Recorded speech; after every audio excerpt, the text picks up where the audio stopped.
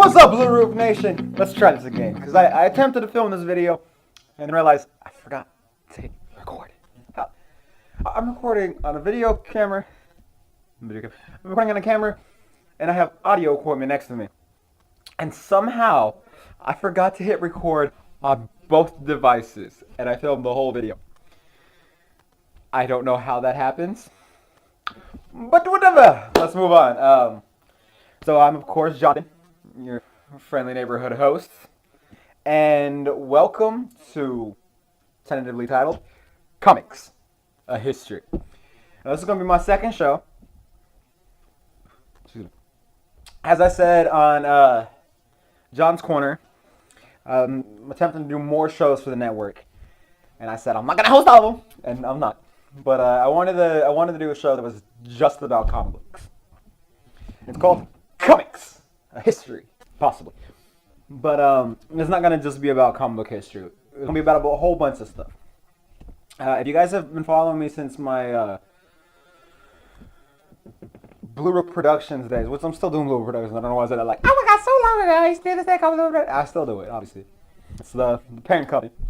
But whenever I try to do new stuff on Blue Roof Productions, on the YouTube channel, I remember there was a couple YouTube videos that I really liked. One was called, character spotlight and stuff like that, and I'm gonna bring that in here. So today's episode is gonna be kind of like light and loose and just kind of get a feel for the format. But I have a lot of ideas for what I want to do for this show. I want this to be like my docu-series, kind of. Like I said, I'm still trying to work it out. But I want to do things like character spotlight. I want to do creator spotlights. Like, I want to deep dive into the history of different characters and different creators and maybe different story arcs and all that stuff. I want to deep dive into all of that and talk to you guys about it. That's the general idea. And then another video I used to do on the channel was called A Year in Comics, where I would go year by year at all the comic stuff. And I really loved that series. So I want to continue with that here. So I'm going to do A Year in Comics. Now, I'll probably start that next week, but because I want to do a big thing for it, so I need to plan it out a little bit better. But basically, the first episode is going to be leading up to the first comic book, like the different. I'm gonna talk about all the things that led to the first comic book, like the proto comics, if you will. That's what I really want to dive into. But I need to do a little bit more research before I jump into that. But the other thing I want to do here is talk about comic news, like things that are interesting in comic books. Now, I know I do John's Corner where I talk about, new pop culture news and stuff like that, and sometimes there'll be comic book stuff in there. But here's where I really want to just deep dive into comic stuff. And the first bit of comic book news I want to talk about, and I talked about a little bit on John's Corner, was the last issue of Buffy just came out. Now, I don't know if you guys follow me before, know what I am and what I am. But you know that Buffy is like the beginning and ending of everything I love. It made me want to be a writer. It got me into the whole world of film. It's kind of my catalyst for everything. And so this past week was the final issue of Buffy, and it was just heartbreaking. Now, it's not the final issue, like the last one they ever gonna make, because basically Fox has this thing where Fox bought Boom Studios. That's a comic book company, Boom Comics, whatever. And so they took the license from Dark Horse and they're bringing it to Boom. And I think Boom's going back to high school with Buffy. I don't know. But so Dark Horse is ending their run.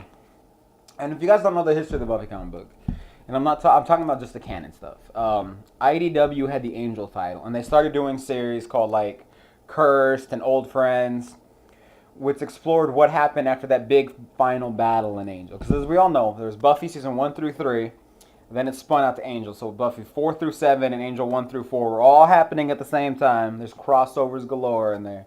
Well, not galore, but there are crossovers. It's not the Angel verse. And then there's Angel season 5. And so you would think that like season 8 of Buffy would take place at the same time as season 5 of Angel, but it doesn't. It takes place actually a couple years later, because then after Angel season 5, um, so basically Joss Whedon wanted to do. IDW had the rights to Angel, and Dark Horse had the rights to Buffy. And Joss Whedon wanted to do a season 8 of Buffy, like what would happen after the show ended, and he wanted to play with some of the Angel characters. But since IDW had the rights, he couldn't do that. So they worked out an arrangement where he would make a official continuation of Angel for IDW if they would let him play with some of the characters. And that, so they got rid of curses and old friends and all that, and they made After the Fall. And that's kind of like Angel season 6, and it's really good. And then season 7 of Angel would be like when he gets back to LA and he trying to go back to basics and all that, but it's a departure from where the show was, but in a fun way. Like, there's legit angels. Like, that's cool. That's something they never did on the show, you know? Excuse me. That's something they never did on the show, you know? And then season 8 of Angel would be when he does go back to basics. And if you're a fan of Connor, that's real Connor heavy. What would be season 8? And then Ilaria and Spike also spun out and get their own series. And Willow guest stars in the Spike one, and that's probably part of Spike's finest hour. Like, it's really good Spike stuff. That Spike series. I think it's like 8 issues. And if you started with season 8 of Buffy, and you're wondering how Spike got a spaceship with bug pilots, read the Spike series. It'll explain it. But then you have season 8 of Buffy, and Spike and Angel are in there and all that. It's really good stuff. It's kind of far-fetched and it's kind of out there, like the most out there stuff Buffy's ever done. But it's good. And then you have season 9 of Buffy, which is a lot more grounded. And then season 9 of Angel and Faith. And then you have season 10 of Buffy and season 10 of Angel and Faith. And you have season 11 of Buffy. And then season 11 of Angel. Because Faith isn't on there anymore. But season 11 of Angel is real fun. Like, it's a fun series, and it's another big departure from anything they've done before. And then you have season 12 of Buffy. And then after that, technically, you have Frey. But I would suggest, before reading any of the other comic books, read Frey. Because, yes, it technically takes place after everything else. But at the same time, there's crossovers. Because, time travel is a thing. And in order to understand everything that's happening, you need to know what happens in Frey. Because technically, the Frey stuff happens before the crossover stuff. At least from Frey's perspective, So I would read the Frey stuff first. And so season 12, was really good. And the ending of it, I'm not going to give anything away, but it really does. It ties up, like, it gives the Buffy crew a nice send-off. The Angel stuff, there's still a lot you could do with it, but it does kind of give Angel a little, some nice moments. And then it really resolves the Frey storyline, too. It's a good ending for all three of those series, if you're fans of them. Again, the Angel stuff, I still think, like, there's so much more I want to do with Angel. And for some reason, like, oh, man. I really want to follow, like, because, we have Angel and Faith, and we have the Angel series, but I want to follow Gunn, I want to follow Connor. Like, there's stuff in those stories I want to get more in-depth in. And I hope one day they do it. Maybe Boom does it, I don't know. I'm hoping Boom doesn't just reboot everything, because that would be annoying as hell. I'm really hoping the new Firefly series isn't rebooting everything as well. Because the Firefly stuff that Dark Horse did was really good. Like, Wash and Zoe had a kid. And it's just they had like a lot of fun storylines with the Firefly stuff. And I mean, there's one kind of trade paperback, but it's not really trade paperback because it's not old issues, but graphic novel, I don't know what you call it, that explores Book's backstory, which if you're a fan of Firefly the show, it's one of the things we were always like, what the hell's Book's storyline? And then if you've seen Serenity and they kill Book off, it's like, why would he do that? But that book explains Book's storyline, and it's really good, and it's something you should definitely check out. But I don't know, man. So that's like, I don't have a lot of comic book news today because, like I said, I just wanted to get kind of a feeling for what the show's gonna be. But I thought I would end this with a character spotlight because I thought it'd be fun. And it's not gonna be based on a comic book. It's gonna be based on a TV show that is very comic book-esque. And since we've been talking about Buffy and Faith and all that, Eliza Dushku was the star of the show. In fact, little known fact, Eliza Dushku was offered a Faith spinoff, and she turned it down so she could work on a show called True Calling. Excuse me. And True Calling was an amazing show about this girl who, Eliza Dushku, who would hear dead people ask her for help, and then she would relive a day and try to save their lives. It was really good. The only bad thing about the show, honestly, was that they had a Christmas episode, and it perfectly set up the rest of season two, and then there is no rest of season two. It is the most infuriating cliffhanger because it sets up everything so beautifully, and you're watching, and you're like, oh my god. You're like at the edge of your seat watching that episode, like, I can't wait to find out what happens next. And then nothing happens next. Needless to say, it was a Fox show because they just cancel everything good in the middle of it being amazing. But on the show, there's a character named Jack Harper, played by Jason Presley, and he's like True, but not like True. Spoilers in case you haven't watched the show and you want to, which you should. In fact, turn this video off and go watch it right now. I'd command you. Nah, but he's like True, but he's not. So True, dead people ask for help. She relives the day and then tries to save them. Well, whenever True relives the day, he relives the day, and he has flashes of the person's last day of life, and his goal is to essentially make sure that destiny isn't messed with. And on the show, True and her brother and everyone always call him like, oh, he's death, he's evil, he's this, he's that. But he's not. Like, if you look at it from his point of view, he's right. She's attempting to mess with destiny. His point is, these people died. Like, you saving their lives is altering destiny's plan. And we don't know what the repercussions of that is. He's just trying to maintain order, maintain balance, maintain what's going on. And as the show progresses, I mean, it was one season of like 20 episodes and then 6 episodes of season 2. So you don't get a whole lot of run, and he doesn't even come in until halfway through season 1. But in the short amount of time he's there, you see that he believes what he's saying as much as True believes what she's saying. And yes, True's the hero and he's the villain, but there's a world you can live in where he's the hero and she's the villain. Because he doesn't feel like he's the villain. He's doing what he thinks is right to protect the universe, to protect destiny, to protect everything. Because his point is that every time you alter destiny's plan, there are repercussions. And you might not know what the repercussions are. They might not even affect you directly.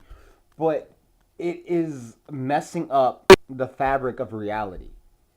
And you see him make choices that you can tell just tear him apart inside. But he makes them because he believes them to be right.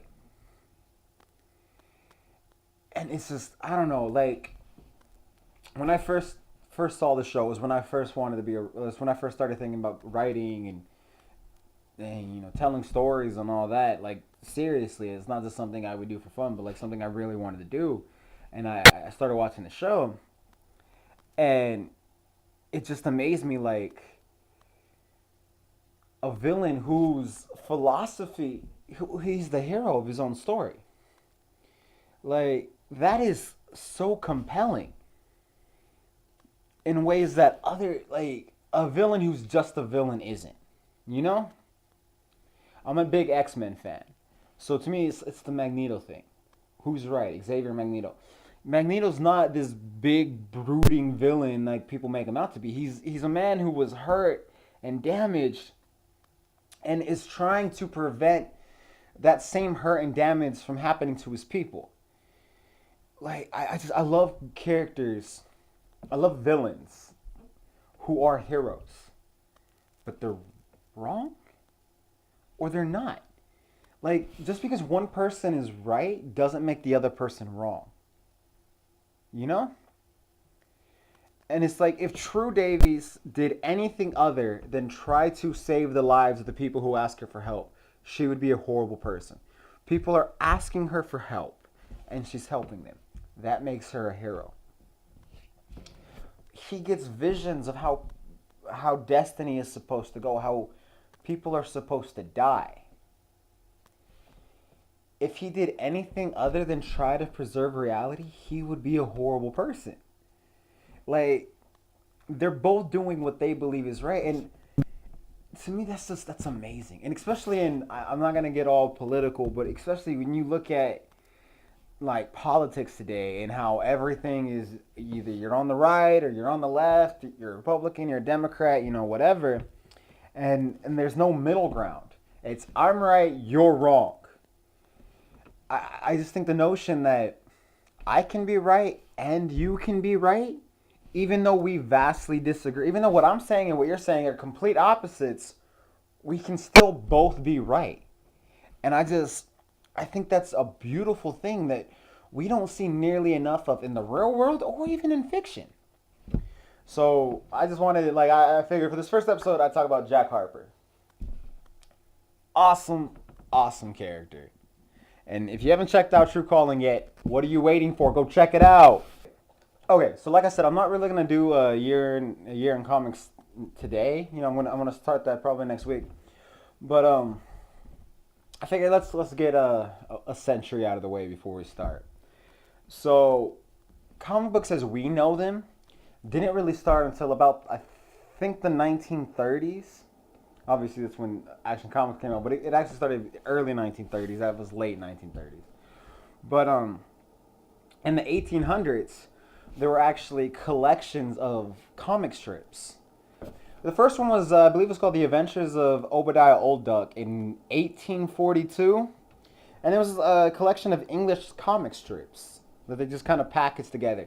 And you'll find a lot of the early comic books were just that. They were comic strips that you see like in newspapers and stuff like that were packaged together into booklets. The first one in America was in 1897, and it was called The Yellow Kid in McFadden's Flats, something like that. And it was like black and white strips like that. So comic books are actually a lot older than a lot of people give them credit for. Like, these were technically books of comics, They're not comic books like we know them. That started much later, but even in the 1800s, this kind of form of telling stories through pictures and words combinations, it goes back, I think that's interesting. So as we go on, the next episode I'll do like the early 1900s leading up to Action Comics #1. So then after that we'll do the year that Action Comics #1 came out in, which of course was 1938. The birth of Superman. So that's the general idea. And while this is mainly comic book based, as you gathered from me doing a character spotlight on a character from a TV show, it's also going to be fantasy and science fiction, and basically whatever I have an interest in at the moment is going to be about that. As long as it's kind of genre oriented, like comic books, superheroes, science fiction, fantasy, like as long as it's in that wheelhouse, that's what we'll be talking about, with an emphasis towards comic books. And I know you're thinking, like, what's the difference than John's Corner? But it is, though, because John's Corner is modern news, and this is kind of like throwbacks to stuff that I used to love, with a kind of comic book spin on it. But anyways, I hope you guys enjoyed this. I hope you guys are enjoying our other shows. I'm Jonathan. This is Comics, a History. Give us legends.